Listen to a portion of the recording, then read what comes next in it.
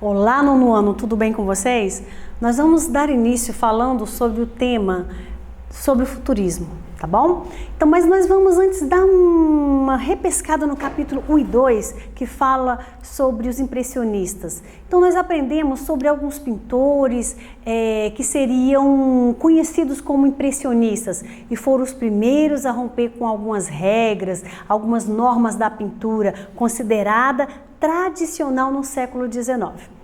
Foram eles os primeiros a sair do espaço do estúdio, dos seus ateliês, para pintar ao ar livre. Seus quadros normalmente não contavam com um desenho propriamente prévio, qualquer habilidade ou qualquer dom especial, qualquer técnica para essa tal atividade. Então, eles utilizavam uma técnica composta por pequenas pinceladas. Você pode passar para a gente?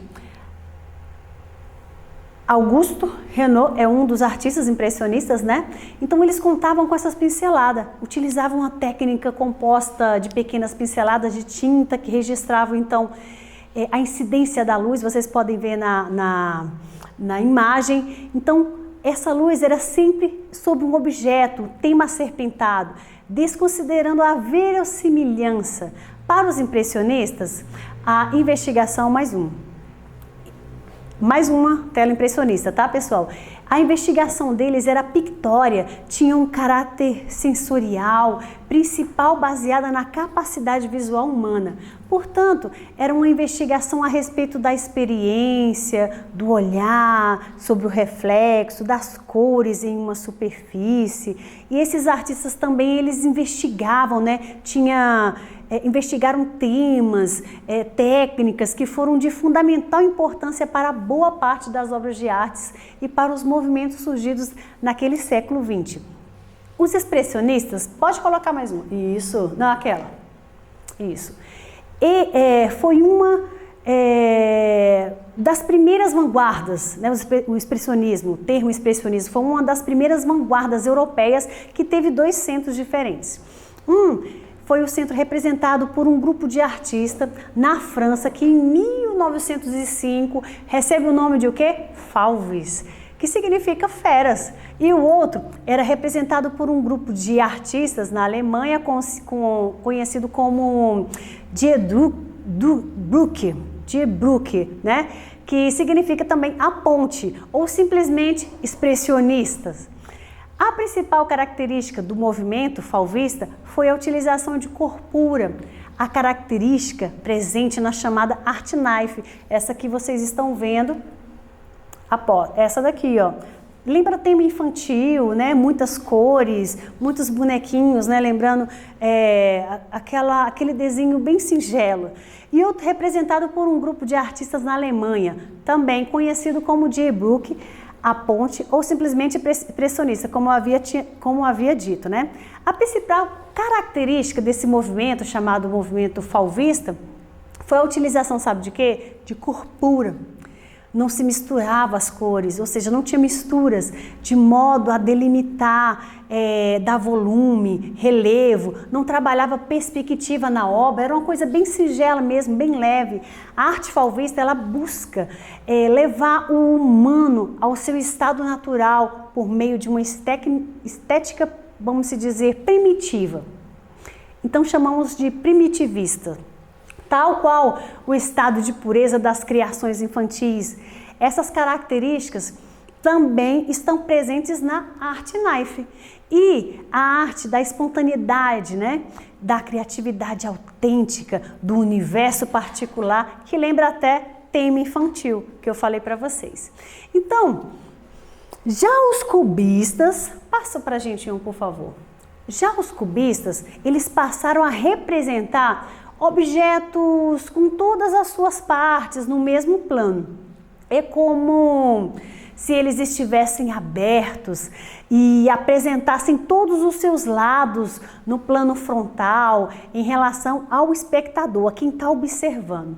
Na verdade, também essa atitude de decompor os objetos não tinha nenhum assim, compromisso, nenhuma fidelidade com a aparência real das coisas.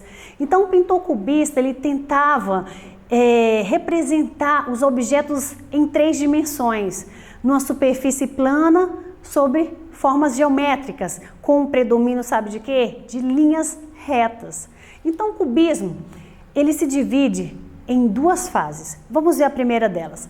No analítico, o artista, no analítico, ele registra todos os seus elementos em planos sucessivos e superpostos, procurando sempre a visão total da figura, examinando-a em todos os ângulos no mesmo instante. Isso através da fragmentação dela. Já no sintético, o artista ele procura tornar as figuras reconhecíveis, também chamado de colagem, porque introduz letras, introduz palavras, números, pedaços de madeira, vidro, também metal, até objetos inteiros na pintura. Então você consegue identificar o objeto. Nessas tendências, ou seja, nessa tendência, os principais artistas que se destacaram foi o Pablo Ruiz Picasso, que trouxe o cubismo, a força da ruptura, por meio de seu impulso criativo, seu impulso insaciável, a sua criatividade, e o Georges Braque, que desenvolveu também, seguindo as investigações de Cézanne, criou outros métodos para explorar o cubismo. Então, da ideia de Cézanne, ele criou outras coisas melhores ainda, né? Foi desenvolvendo aquelas técnicas. No capítulo 3, eu queria que você pegasse comigo, na página 42. Como o tema diz, o futurismo foi uma das vertentes das vanguardas artísticas do século XX, tá? Iniciou-se como um movimento na Itália em 1909 até 1910, mas teve influência nas artes de outros países também, como França, Rússia, Brasil. Você pode colocar mais um pra gente, professor? A ideia principal que os futuristas buscavam era incorporar em seu procedimento artístico a velocidade, captando, seja nas artes plásticas, seja na literatura, esse movimento acelerado que percebiam intensificar-se ao seu redor. Olha só, na página 42 fala bem assim, ó. Alguns consideram o grupo como uma espécie de continuação ou transformação do grupo de Brooke, outros entendem que se trata de uma oposição aos cubistas. Esse movimento, o futurismo, ele tinha como principal característica a valorização da tecnologia e velocidade. Pode passar mais um. O Manifesto Futurista, no qual nós estamos falando, desse movimento, ele foi escrito pelo poeta Filippo Marinetti e tornou-se conhecido a partir de sua publicação em 1909. No jornal francês Le Figaro, eu tenho até uma figura dele aqui, ó, pode passar mais uma pra gente. Nesse jornal chamado Le Figaro, né, que houve essa publicação do francês Le Figaro. O movimento modernista no Brasil, ele trazia em si uma ânsia pela própria modernização, uma necessidade de acompanhar a modernidade da segunda revolução industrial, da qual o futurismo era o testemunho mais direto desse avanço. E esses artistas futuristas, né, do futurismo, eles desenvolveram técnicas que anos mais tarde foram e são utilizadas na transmissão de velocidade pela publicidade e até pelas histórias em quadrinhos. Você sabia que é utilizado hoje nas histórias em quadrinhos? Espero que tenham compreendido a respeito, né, acerca desses pintores expressionistas e os movimentos artísticos que alcançaram vários estudos analíticos e estudos também sintéticos. Então, pessoal, olha só, nós temos uma atividade para ser realizada. Pode passar mais uma. Aqui citadas, tá bom? Todas as atividades do capítulo 3, se organizem, planejem-se, para não ficar muita atividade, nós vamos estar fazendo correções no Meet, tá bom? E bons estudos para vocês, um grande abraço, logo nos veremos. Fiquem na paz.